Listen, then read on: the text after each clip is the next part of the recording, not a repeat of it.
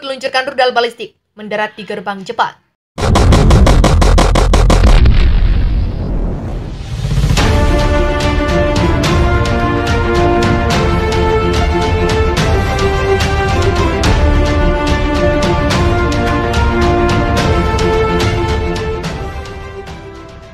Korea Utara kembali menembakkan roket yang dicurigai sebagai rudal balistik antar benua pada Jumat 18 November yang mendarat dekat wilayah Jepang.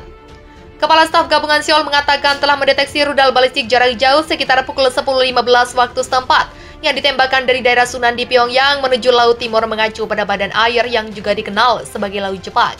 Dewan Keamanan Nasional Korea Selatan pun langsung mengadakan pertemuan untuk membahas dugaan peluncuran ICBM tersebut. Tokyo juga mengonfirmasi peluncuran tersebut. Perdana Menteri Jepang Fumio Kishida mengatakan rudal diyakini telah jatuh di perairan dalam zona ekonomi eksklusif.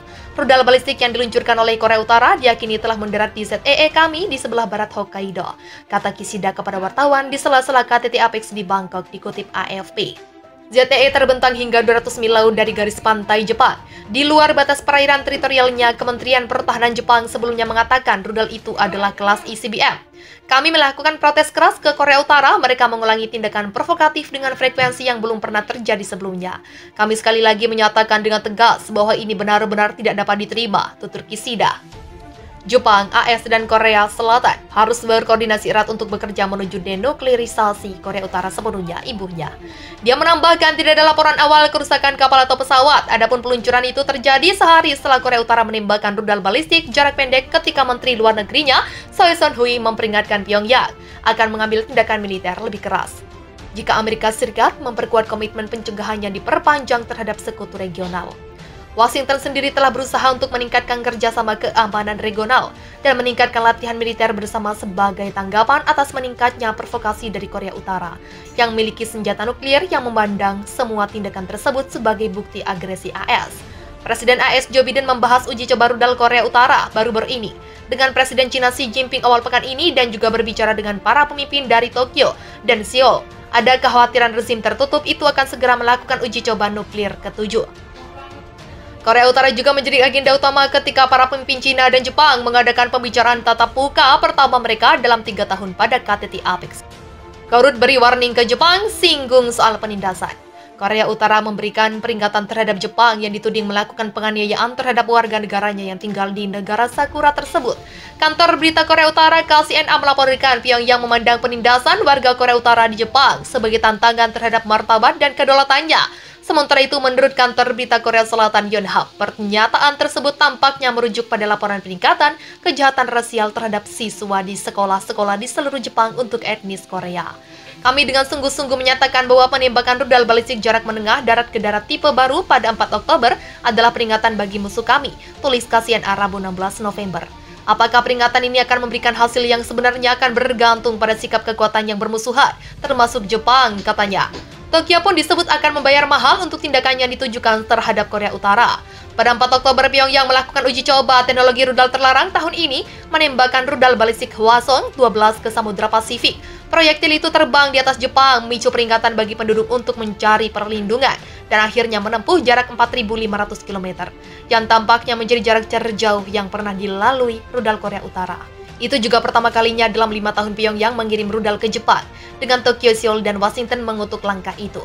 Para pemimpin Jepang, Korea Selatan, dan AS bertemu di sela-sela KTT Asia Timur di Kamboja pada minggu lalu, bersumpah untuk menanggapi program nuklir dan rudal balistik Korea Utara secara terpadu dan terkoordinasi. Presiden AS Joe Biden menegaskan bahwa kemitraan antara ketiga negara itu bahkan lebih penting daripada sebelumnya, mengingat apa yang dia gambarkan sebagai peningkatan provokasi oleh Pyongyang. Pemimpin tertinggi Korea Kim Jong-un bersumpah akan menanggapi ancaman terhadap negaranya dengan menggunakan senjata nuklir. Berdasarkan laporan media pemerintah Korea Utara, KCNA, hal itu diungkapkan Kim saat dia memeriksa langsung uji coba rudal balistik antar benua. Negara itu meluncurkan rudal tersebut tak lama setelah memberikan peringatan keras terhadap Amerika Serikat, yang terus melakukan latihan militer bersama Korea Selatan dan Jepang. Menurutnya, ancaman dari AS dan sekutunya mendorong negaranya untuk secara substansial mempercepat penguatan pencegahan nuklirnya. Partai dan pemerintah kami akan dengan tegas bereaksi terhadap nuklir dengan senjata nuklir dan konfrontasi total dengan konfrontasi habis-habisan, katanya Sabtu 19 November. Sebelumnya, Kepala Staf Gabungan Seoul mengatakan telah mendeteksi rudal balistik jarak jauh pada Jumat sekitar pukul 10.15 waktu setempat yang ditembakkan dari daerah Sunan di Pyongyang menuju Laut Timur, mengacu pada badan air yang juga dikenal sebagai Laut Jepang. Dewan Keamanan Nasional Korea Selatan pun langsung mengadakan pertemuan untuk membahas dugaan peluncuran ICBM tersebut. Tokyo juga mengonfirmasi peluncuran tersebut. Perdana Menteri Jepang Fumio Kishida mengatakan rudal diyakini telah jatuh ke perairan dalam zona ekonomi eksklusif. Rudal balistik yang diluncurkan oleh Korea Utara diyakini telah mendarat di ZEE kami di sebelah barat Hokkaido, kata Kishida kepada wartawan di sela-sela KTT APEX di Bangkok dikutip AFP. ZEE terbentang hingga 200 mil laut dari garis pantai Jepang. Di luar batas perairan teritorialnya, Kementerian Pertahanan Jepang sebelumnya mengatakan rudal itu adalah kelas ICBM. Kami melakukan protes keras ke Korea Utara. Mereka mengulangi tindakan provokatif dengan frekuensi yang belum pernah terjadi sebelumnya. Kami sekali lagi menyatakan dengan tegas bahwa ini benar-benar tidak dapat diterima, tutur Kishida. Adapun peluncuran itu terjadi sehari setelah Korea Utara menembakkan rudal balistik jarak pendek ketika Menteri Luar Negerinya, Seo Sun-hui, memperingatkan Pyongyang akan mengambil tindakan militer lebih keras jika Amerika Serikat memperkuat komitmen pencegahannya diperpanjang terhadap sekutu regional. Korut tembak rudal pemimpin negara rapat dadakan di KTT APEX. Sejumlah pemimpin negara mengadakan pertemuan dadakan di sela-sela KTT APEX Bangkok setelah Korea Utara menembakkan roket yang diduga sebagai rudal balistik antar benua. Jumat 18 November, Wakil Presiden Amerika Serikat Kamala Harris akan bertemu dengan 5 pemimpin di sela-sela KTT APEX di Bangkok. Pertemuan itu akan dihadiri Perdana Menteri Fumio Kishida dari Jepang, Han Duck-soo dari Korea Selatan, Anthony Albanese dari Australia, Jacinda Ardern dari Selandia Baru, dan Justin Trudeau dari Kanada.